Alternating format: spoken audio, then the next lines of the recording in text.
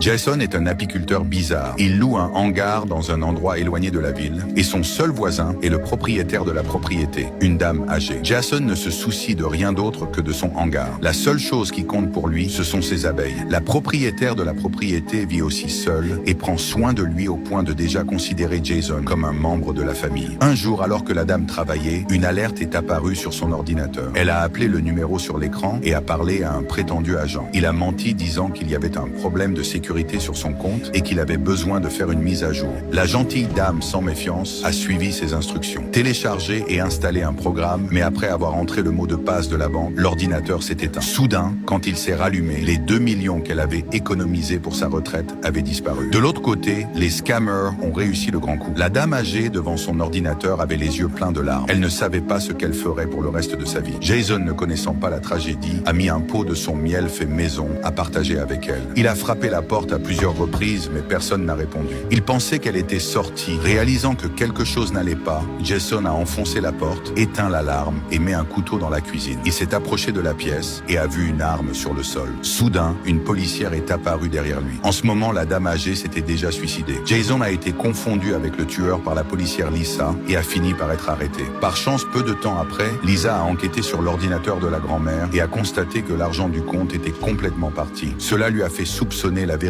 derrière le suicide. Jason a été libéré. Ses mains n'avaient aucune trace de poudre à canon et les empreintes digitales sur le revolver ont prouvé celles de la dame âgée. Le lendemain, Lisa, plus calme, est allée au hangar pour s'excuser. Dans la conversation, Jason a découvert que le compte de la femme âgée avait été vidé. Bien sûr, elle s'est fait avoir. Jason a plissé la tête et a demandé si Lisa savait qui était derrière. Avec les indices qu'elle avait, elle savait seulement que c'était un groupe spécialisé qui agissait dans l'ombre depuis 2 ans. En entendant ça, Jason s'est tu et est sorti. Le lendemain, il a sorti un téléphone satellite de l'une des ruches. Quand l'opérateur a entendu sa voix, il l'a reconnu direct. Il a expliqué la situation et a demandé de l'aide pour localiser les voleurs. Un après-midi, l'opérateur a localisé l'une des cibles. Jason est immédiatement allé chez les scammers avec 2 tonneaux de carburant.